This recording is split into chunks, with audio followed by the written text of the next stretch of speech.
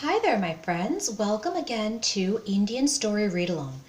Today's story is from the January 1992 issue of Chandamama, which was a magazine for kids that had all kinds of stories and trivia facts and stuff. And it stopped publishing. But back when I used to go to India with my family all the time, my family back in India would get me all these kind of Chandamama books because they knew I loved to read. And in there was this series. It was called Vikram and the Vampire. And so here's one. It says up there, New Tales of King Vikram and the Vampire. King Vikramaditya was a legendary king, and there were all these stories about his heroics and his wisdom and how he did so many brave and crazy things, but how he was also very brilliant. And in this story, what he does, it's super scary. He keeps going back to this old tree in a graveyard and getting a corpse that is on the tree. Apparently, there is a demon in that corpse, and it talks to him, which is super scary. So he's really brave. And then it tells him a story to test his wisdom. And all those stories are right here. And it always says to him at the end, if you don't answer my questions about this story, your head will split into 1,000 pieces. And it's never happened, but he always threatens him with that curse. That's what'll happen. But King Vikram always answers the question at the end of the story. So it always starts off the same way as well. This story is called Curse and Compliment. Dark was the night and weird the atmosphere. It rained from time to time. Gusts of wind shook the trees. Between thunderclaps and the moaning of jackals could be heard the eerie laughter of spirits. Flashes of lightning revealed fearsome faces. But King Vikramaditya did not swerve a bit. He climbed the ancient tree once again and brought down the corpse. However, as soon as he began crossing the desolate cremation ground with the corpse lying on his shoulder, the vampire that possessed the corpse spoke. "O king, you seem to be making untiring efforts and without respite," meaning without any relief, no break, "so as to achieve something. Tell me, why should you put yourself to such strain and discomfort in the dead of the night? Agreed, you wish to do good to others, but suppose you get ridiculed by people in the course of your good deed? Maybe you wouldn't mind and would continue your mission. Listen to the story of Loganathan and his fate.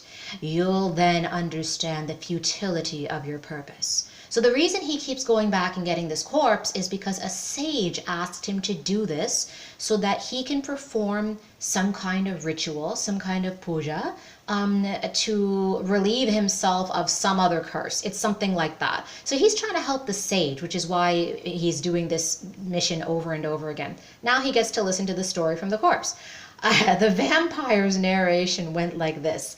Many years ago, there was this village known as Veeragramam in Vinayapuri Zilla of Vaideha.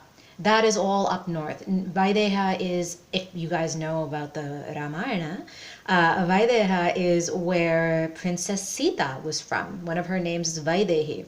Loganathan was in the service of the village head. One day he went to him with the plea, "Sir, I've a large family and I'm unable to look after them with the meager salary that I get. If only my eldest son could also get a job, then probably we might be able to manage. Would you be kind enough to oblige me?" So Loganathan is asking the village head to get his son a job. The village head thought a while. "Look here, Loganathan, you know ours is a small village. There's no scope for employing one more person. If you were to seek employment elsewhere, I don't mind keeping your son in your place." So he says, "Okay, I'll give your son your job, but I can't give you a second one." Loganathan accepted his advice and left the village job, which was then given to his son. The father went to work on a farm, which he took on lease from a landlord. One day, a relation of his visited him, a relative. "It's a pity that this village doesn't have a library. I shall help you set one up, but it should have a reliable keeper. can you find a suitable person to look after the library? That should not be a problem, replied Loganathan, thinking of the various possibilities. He convened a meeting of some of the prominent people of Viragramam and put the proposal before them. That's a good idea. We're lucky someone has come forward to help us too. A library has been a long felt need, remarked the elders. If you don't have to search for a person, you entrust the library to your son. So that's kind of maybe what Loganathan was looking for, that somebody in his family could be employed through this library, whether it's him or his son. He just wants a second job somehow in his family. Soon the library was set up and Loganathan's son was put in charge. In fact, the young man had even been helping his father on the farm whenever he had some time to spare from his village work. Now he devoted all his time for the library. With the result, Loganathan really missed his help on the farm. Everything was going smooth when one day the Zilla chief, so Zilla they're using in this context as like the state chief or the region chief. So the guy who is responsible for that area, like maybe like a mayor of that area, right? The Zilla chiefs. It's not the village head. Villages are very small. This is like a bunch of villages that the Zilla chief is in charge of. Everything was going smooth when one day the Zilla chief called for the village head and told him, "It has come to the knowledge of the authorities that Viragramam has a rare ore and excavation work has to start soon. That means the village has to be evacuated. Go and inform the people. Let them shift to another village." So they want to dig for this rare material in this village and they need to move everybody because it's dangerous work. The village head was shocked. "I myself have been residing there for long. How can we shift all of a sudden? It's cruel to ask the villagers to leave bag and baggage. Where'll they go? No, sir, I won't undertake this job." He protested vehemently and went away. When Loganathan heard of this, he went to the Zilla chief.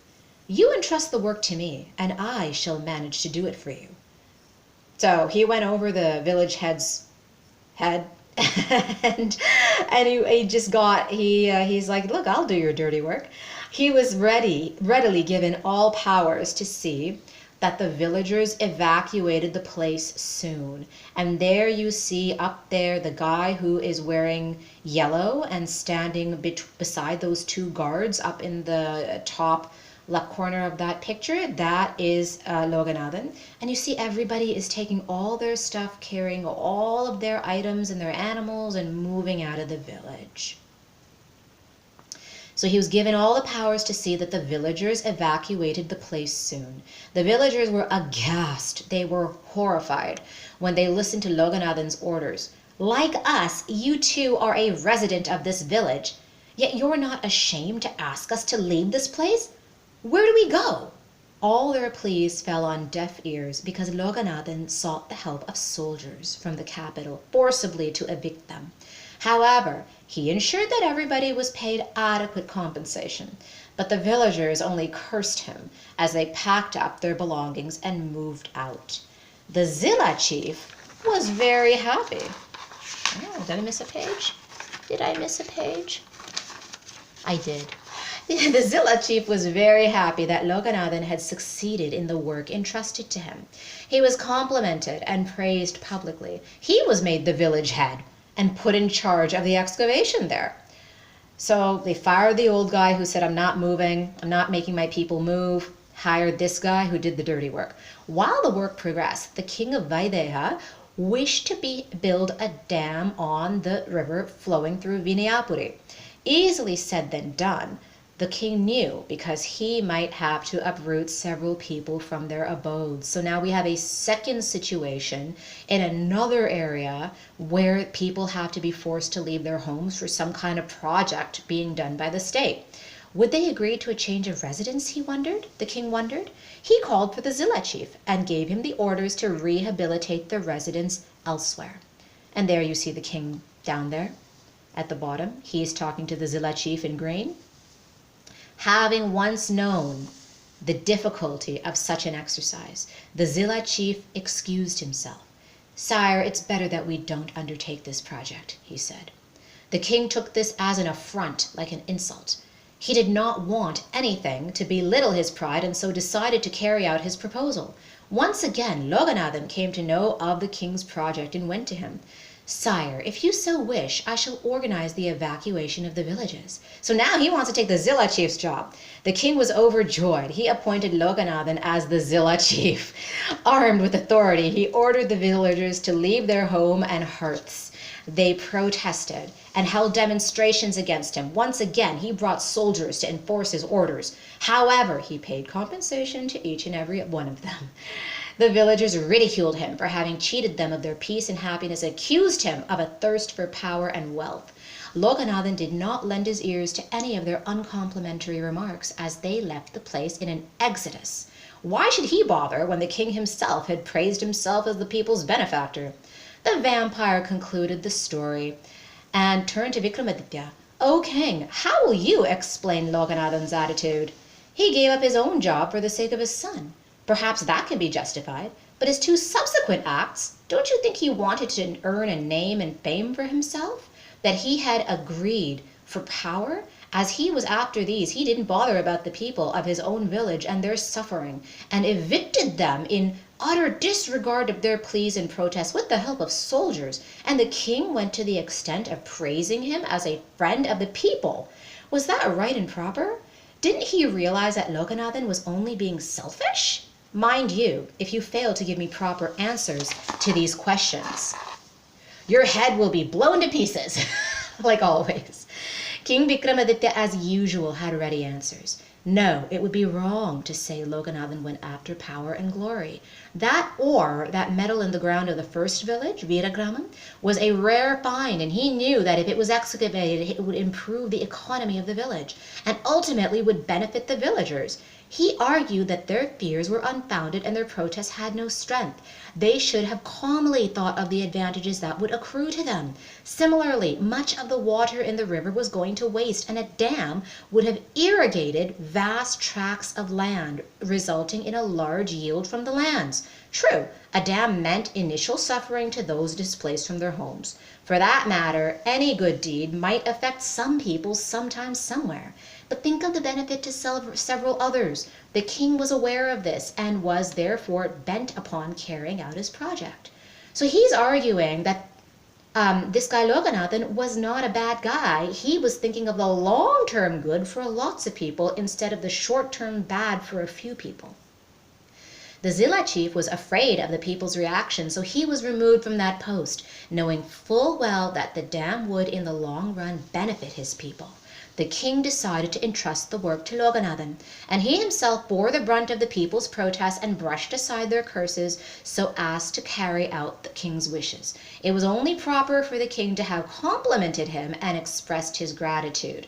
So here Vikramaditya argues dude was not selfish. He actually had the long-term good of everybody in mind, when the vampire was trying to argue dude was totally selfish. So look at how Vikramaditya looked at those tiny little details in the story, and he made his case for what was really going on. The vampire realized that Vikramaditya had outsmarted him, gave him the slip, and flew back to the ancient tree, taking the corpse along with him. This part always scared me, like his corpse is just flying through the air. Ugh. But he flies back to the tree. Same process repeats itself over again. Vikramaditya goes back to the tree and takes down the corpse, tells another story, solves the riddle. Dude flies back to the tree. And this happens over and over, but it's a bunch of good stories. If you like good stories like this, then come back to our channel and watch more of our videos. We will see you again on Indian Story Read Along next time.